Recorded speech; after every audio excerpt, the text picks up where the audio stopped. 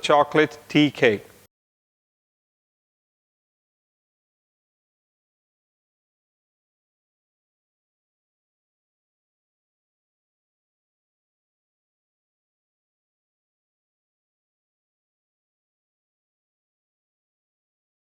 Welcome to Sanjeev Kapoor Khazana. This is Anil Rohira, and I'm here to share with you one of my favorite chocolate recipes.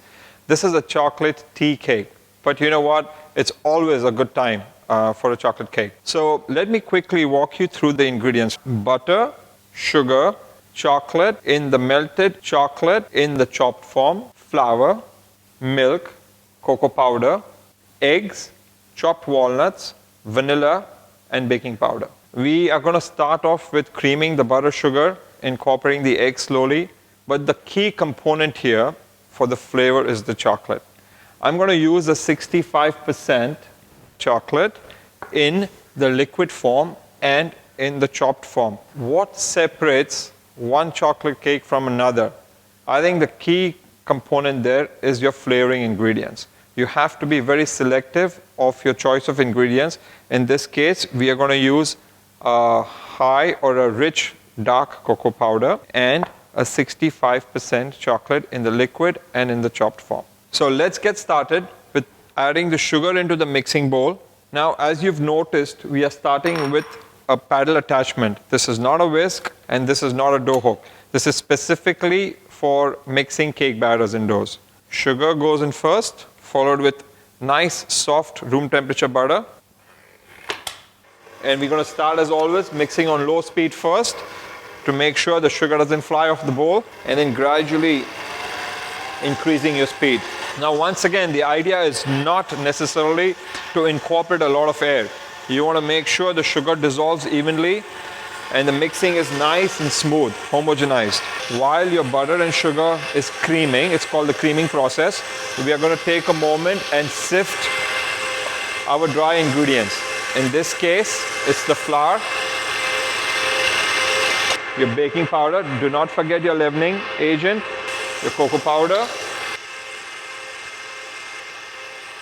So while this is mixing, you want to make sure every once in a while you scrape the sides of the bowl to make sure that the butter and the sugar has creamed evenly. You see the color has started to change. It's turned nice and light, much lighter than when we started off. So we're going to go again. Before you start the mixing process, it's very important that we preheat our oven to 185 degrees Celsius, or else you'll have your cake batter ready and the oven is not ready for you. So let's start with the oven and then start the mixing process. And then we're going to add the eggs slowly. Please do not add all the eggs at once, okay? Once you start incorporating the eggs, it becomes very important to scrape the sides of the bowl several times, or else you will have the water content from the eggs separate from the fat of the butter. It's a very important step right now, so stay with it. So we keep adding the eggs slowly. You see, once you add the eggs, it starts to separate away, and then you keep mixing it and it's going to come back together. Now, how many of us can decline the temptation of indulging into a chocolate cake? So this is a great cake if it comes to service with tea. It can be served as a gift. It can be taken in your snack box for your kids. I think what is even more exciting about this recipe is that you can always serve it as a dessert in the night. You have guests over, you slice the cake, serve it with some nice chocolate sauce, a scoop of chocolate ice cream with some nuts sprinkled on top. In the summertime, you can serve it with an assortment of berries or fruit berry compote. So I think any chocolate cake is very versatile in its applications.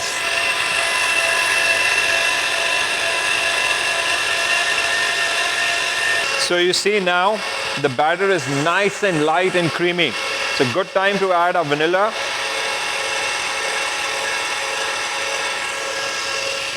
And now we're going to keep alternating our dry with our liquids. In this case, it's milk and our sifted flour, cocoa powder, and baking powder. So we're going to start with the first addition of flour. Mind you, it's on very low speed now. Do not overmix. If you mix it too fast and on high speed, you will develop a lot of toughness in the batter. So alternate your dry with the liquids. Probably 3 additions of each is perfect, huh? We'll make sure the batter picks up all the milk. Here's the second addition. We're just going to break it for a little bit. Make sure we scrape the sides, so we get all the batter to be the same texture. This is very, very important. You know what? It's worth taking the time to scrape the bowl down. I know it's not the most attractive, it's not the most satisfying process, and you say, might as well skip it, but believe me, it's very important to get a nice, uniform cake batter. And it's not just in reference to this recipe. Every time you make a cake batter, or every time the texture of a batter changes with the incorporation of another ingredient, it's a good habit, it's a good idea to keep stirring or keep scraping the sides of the bowl. So here we are with the third addition of flour and milk, and we'll incorporate our melted chocolate now at this time.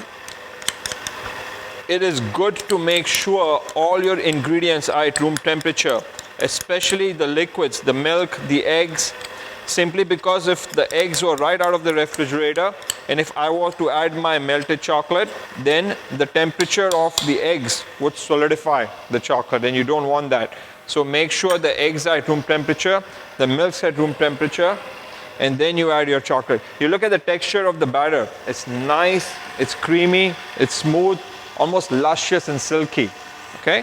So now we're going to add our walnuts and we'll stop mixing. So if you want to look at the batter already, it looks really nice, rich, creamy, smooth. Okay, I'm going to take the paddle off. Make sure it's all nice and mixed well. And we are ready to pan our cake. So finally now, the very last thing for the chocolate lover, some extra chocolate. So what will happen is once this cake bakes, for those of you who enjoy the luscious mouthfeel of chocolate, this chocolate will melt in the oven, and when it comes out, the cake comes to room temperature. When you bite into it, you'll see these little pockets of just 65% chocolate. You're going to love this. So I'm just going to fold the chocolate in with the spatula, a couple of folds. And we're going to dispense these in cake foam pans, or you can use, nowadays you get these nice little containers that you can put your batter in and bake. Very attractive for retail, for gifting. Put the batter in. You see the batter is nice and luscious, very smooth, very homogenized. It's already exciting. You know, I just can't wait for this to come out of the oven and sample it. So fill it about 3/4 of the way up. Give it a little knock. Make sure it settles in. And we're going to go into a preheated oven at 185 Celsius. We'll say about 25-30 minutes, and then we'll see where we are.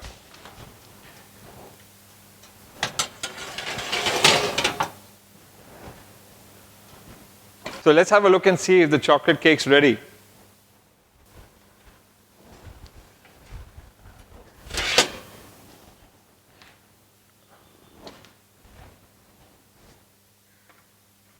Wow. The aromas of just freshly baked chocolate cake. Amazing. You see the texture looks nice and firm. It's set. We're just going to take a quick test to make sure, reconfirm baking's done. Comes out nice and clean. Yeah, it's good. So the cakes are done. What we're going to do is we're going to take it off the baking pan just so that it doesn't continue to bake. And we're going to let it cool at room temperature. I know this is the toughest part of a good baked chocolate cake. You can't resist. You have to wait. You have to be patient to enjoy it. So we're going to give it a couple of minutes till it cools down, and then we're going to take it off and we're going to slice it, and I'm going to share it with you. Now that the cake was baked and it's cooled down to room temperature, if you like it perhaps maybe 2-3 weeks later, you can even freeze it. This cake holds really well.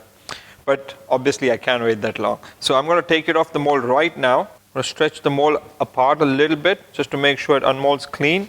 And let's see. Yeah, that's it. Wow. You can almost feel the moistness of the cake in your hands. So you have this nice chocolate crust with a nice dense interior. I just can't wait to get into the cake. Okay, so I'm just going to slice it for you to have a look at the texture inside. You hear the crust? That's the nice crust that's formed in the baking. And the inside will be nice. See how easily the knife gets in there? And nice moist inside. And you see these are our walnut pieces, and these are the chocolate chunks that we put in there. I can't wait. So you have to excuse me for a second. I'm just going to try to taste this myself. And I'm going to slice some for you all. Really nice. Really deep, dense, and intense chocolate flavor. It's very important that we select good ingredients, good technique with mixing and baking, and you cannot lose. I mean, the flavor, the texture is just incredible. I really had a delightful experience eating a piece of it. But now, this is a very base recipe. You can definitely enhance it. If you have guests at home, if you want to serve it as a plated dessert maybe, you can definitely, if you're a chocolate lover such as I am, I enjoy it with a little bit of a chocolate ganache or a chocolate cream with a scoop of chocolate ice cream. And maybe if you like, you want to indulge in a couple of berries. But all chocolate is great for me. So chocolate cake, chocolate ganache, and scoop of chocolate ice cream with some maybe caramelized walnuts or almonds. I hope you enjoyed this recipe as much as I have, making it and indulging in it as well.